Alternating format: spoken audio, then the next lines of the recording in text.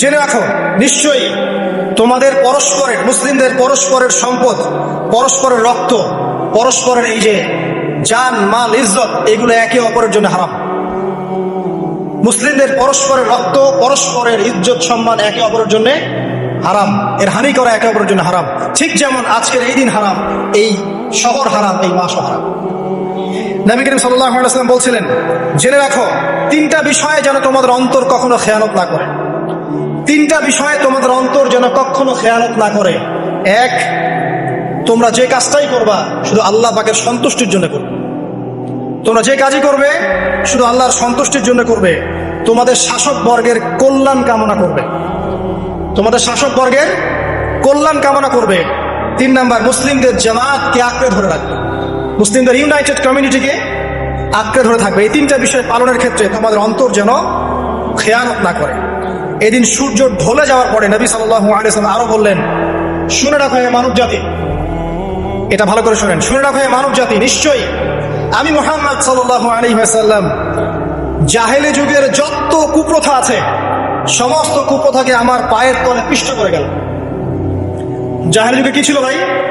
শিরিক ছিল, সুদ ছিল, মাদক ছিল, নারীর অবমাননা ছিল, কন্যা সন্তানকে দাফন করা হতো, রক্তক্ষয়ী, হানাহানি, মারামারি, কাটাকাটি ছিল। এগুলো সবকিছুকে আমি আমার পায়ের তলে দাফন করে গেলাম। এটা কি দাফন হয়েছে? তিনি বলছেন, নিশ্চয়ই আমি জাহেলি যুগের সুদকে আমার পায়ে তলে পিষ্ট করে যাচ্ছি। সর্বপ্রথম যার সুদ আমি পিষ্ট করছি তিনি হচ্ছেন আব্বাস ইবনে আব্দুল মুত্তালিব, আমার চাচার সুদ। নিজের পরিবার থেকে দৃষ্টান্ত স্থাপন করলেন। তিনি আরো বললেন, হে উপস্থিত জনগণ, তোমরা মেয়েদের ব্যাপারে সতর্ক থাকবে এবং তোমাদের স্ত্রীদের ব্যাপারে সতর্ক থাকবে, তাদের হকের ব্যাপারে সতর্ক থাকবে, কেননা তোমরা তাদেরকে আল্লাহর কালিমার মাধ্যমে হালাল করে নিয়েছো। অতএব তাদের ব্যাপারে তোমরা সতর্ক থাকবে। তোমাদের উপর তাদের হক হচ্ছে তোমরা যা খাবে, যা করবে, তাদেরকেও তাই খাওয়াবে, তাই পড়াবে। আর তাদের উপর তোমাদের হক হচ্ছে তারা তোমাদের বিছানায় এমন কাউকে আসতে দিবে না যাদেরকে তোমরা অপছন্দ করো। নবী করিম সাল্লাল্লাহু আলাইহি ওয়াসাল্লাম আরো বলছেন, এই দিন আইয়ুহান নাস, মানব জাতি, তারাকতু ফিকুম আমরাইন, জেনে রাখো আমি তোমাদের সামনে মাত্র দুটো বস্তু ছেড়ে গেলাম। কয়টা বস্তু? লান তাদিল্লু মা তামাসসাকতুম বিহিমা, তোমরা কোনোদিন পথভ্রষ্ট হবে না যতদিন এই দুটো বস্তুকে আঁকড়ে ধরে থাকবে। কিতাব আল্লাহ, আল্লাহর কিতাব, ওয়া সুন্নতি নবীহি, এবং তার নবীর সুন্নাহ। তিনি আরো বললেন, আল মুসলিম, জেনে রাখো প্রকৃত মুসলিম সে ব্যক্তি, মান সালিমাল মুসলিমুনা মিন লিসানিহি ওয়া ইয়াদিহি, যে ব্যক্তির হাত এবং জবান থেকে অন্য মুসলিম নিরাপদ থাকে সেই ব্যক্তি হচ্ছে প্রকৃত মুসলিম। আল মুহাজির, আর প্রকৃত মুহাজির সে ব্যক্তি, মান হাজারা মা নাহাল্লাহু আন, আল্লাহ পাক যা নিষেধ করেছেন সেখান থেকে যে দূরে থাকে সেই ব্যক্তি প্রকৃত মুহাজির, মানে হিজরতকারী। তিনি আরো বলেন, মনে রেখো আমি তোমাদের সবার আগে হাউজে কাউসারে চলে যাব, সুবহানাল্লাহ, এবং সেখানে আমি তোমাদের জন্য অপেক্ষা করতে থাকবো। অতএব শোনেন, অতএব তোমরা আমার চেহারাকে কালিমালিপ্ত করো না, মানে আমার চেহারায় কালিমালিপ্ত করো না, আমার নাম নষ্ট করে দিও না। আমি তোমাদের সংখ্যাধিক্য দেখে আল্লাহর কাছে গর্ব করব, আমাকে তোমরা অপমানিত করো না। আজকে কি আমরা তার দায়িত্ব পালন করে উম্মাহ হতে পেরেছি? নবীজি বলেছেন, তা আমার চেহারাকে কালিমালিপ্ত করো না, সুবহানাল্লাহ। তিনি বলছেন, ওই সময় কিছু মানুষ থেকে আমি মুক্ত হয়ে যাব আর কিছু মানুষ আমার থেকে মুক্ত হয়ে যাবে। বলা হলো, কারা ইয়া রাসূলুল্লাহ? তিনি বলছেন, আল্লাহ পাককে আমি বলবো, ইন্নাহুম মিন্নি, হে আল্লাহ এরা আমার উম্মাহ, এরা আমার উম্মত, আমার সাহাবী। আল্লাহ পাক বলবেন, ইন্নাকা লা তাদরি মা আহদাসা বা'দাক, তুমি জানো না হে নবী, তোমার মৃত্যুর পর এই মানুষগুলো, পরবর্তী মানুষগুলো তোমার দিনের মধ্যে কত বেদাত সংযোজন করেছিল। তিনি আরো বলেছিলেন, হে জনগণ, জেনে রাখো প্রত্যেক পরিবারের জন্য প্রতি বছর একটা করে পশু জবাই করার বিধান, প্রত্যেক পরিবারের জন্য, সামর্থ্যবান পরিবারের জন্য প্রত্যেক বছর একটা করে পশু জবাই করার বিধান রয়েছে। তিনি আরো বললেন, মনে রাখো একজনের অপরাধের শাস্তি আর একজন কখনো পাবে না, আর বাবার দোষে ছেলে কখনো দুষ্ট হবে না, ছেলের দোষে বাবাও কখনো অপরাধী হবে না। তিনি আরো বললেন, জেনে রাখো এই মানব জাতি, নিশ্চয়ই শয়তান এই বিষয় থেকে নিরাশ হয়ে গেছে যে তোমরা শয়তানের ইবাদত করবে। শয়তান নিরাশ হয়ে গেছে, কিন্তু শয়তান নিরাশ হয়নি একটা বিষয় থেকে, যে তোমরা একে অপরে হানাহানি, কাটাকাটি, ফিতনা, ফাসাদে ব্যস্ত থাকবে, যেমনটা এখন আমরা করছি। আমরা কিন্তু সরাসরি কখনো শয়তানের ইবাদত করছি, কিন্তু মুসলিমরা এখন পরস্পরে হানাহানি, কাটাকাটি, ফাসাদে লিপ্ত আছে। তিনি আরো বললেন যে একজন মুসলিমের জন্য হালাল নয় অন্য মুসলিমের সম্পদ আত্মসাৎ করা, যতক্ষণ না সে স্বেচ্ছায় খুশি মনে তোমাকে সম্পদ প্রদান করে। অতএব তোমরা একে অপরের প্রতি জুলুম করবে না।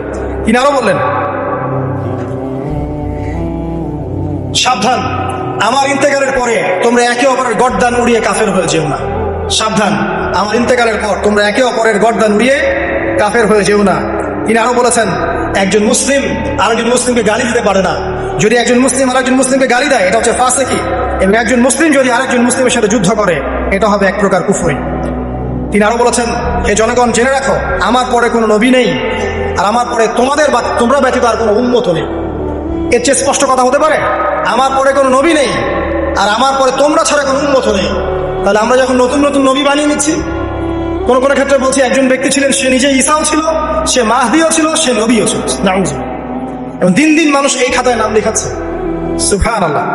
সর্বশেষ তিনি বললেন যে, যদি তোমাদের উপরে, হে মানব জাতি জেনে রাখো, যদি তোমাদের উপরে একটা নাক কাটা কালো কুৎসিত কোন আমির বা শাসকও চলে আসেন, এবং সে যদি তোমাদেরকে আল্লাহর রাস্তায়, আল্লাহর কিতাব সুন্নাহ অনুযায়ী পরিচালিত করেন, তোমরা অবশ্যই তার আনুগত্য করবে, তার বিরুদ্ধে বিদ্রোহ করবে, তার আনুগত্য করবে।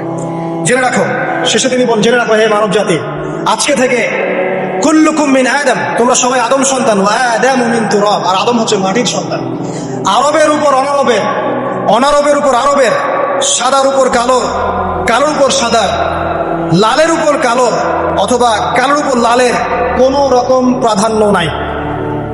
ইল্লা তাকওয়া, শুধু তাকওয়া ব্যতীত। যে ব্যক্তি বেশি মুত্তাকি, সে আল্লাহর কাছে বেশি মর্যাদার অধিকারী হবে ইনশাআল্লাহ তাআলা। সর্বশেষ তিনি আঙ্গুলটা উঁচু করলেন, নিজের শাহাদাত আঙ্গুল উঁচু করে আকাশের দিকে তাকালেন, এরপর জনগণের দিকে তাকালেন, তাকিয়ে বললেন যে, তোমাদের ব্যাপারে, হে জনগণ, তোমাদের ব্যাপারে আমাকে আল্লাহ জিজ্ঞাসা করবেন, ফামা আনতুম কাইলুন, তোমরা ওই সময় কি বলবে আমার সম্পর্কে?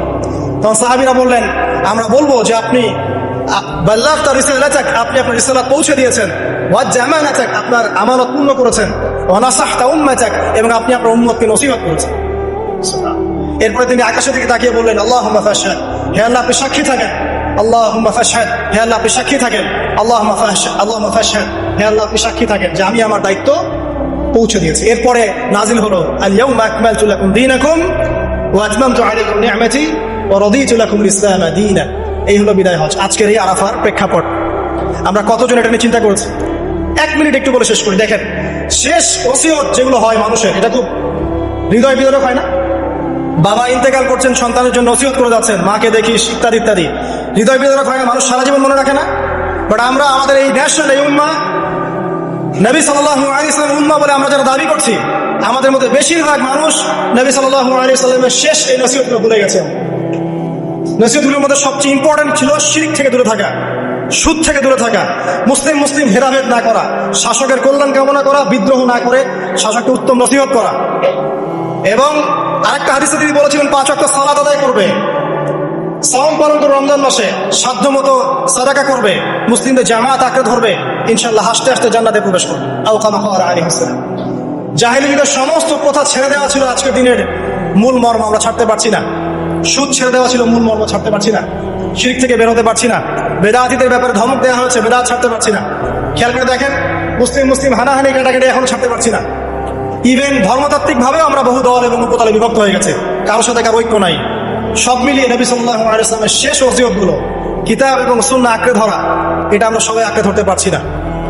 আজকের এই দিবসগুলো এই জন্যই আল্লাহ পাক বারবার ফিরিয়ে দেন, যাতে করে এগুলো নিয়ে আলোচনা হয়, আমরা এগুলো জানতে পারি এবং আমল করতে পারি, এই চেতনাগুলো লালন করতে পারি, নিজেরাও শিখি, পরিবারকে শেখাই, আগামী প্রজন্মকেও শেখাই ইনশাআল্লাহ তাআলা। আশা করছি ইনশাআল্লাহ আমরা যদি নাও পারি, একসময় এমন একটা প্রজন্ম আসবে যারা নবী সাল্লাল্লাহু আলাইহি ওয়াসাল্লামের উম্মাহর মতো উম্মাহ হবে ইনশাআল্লাহ।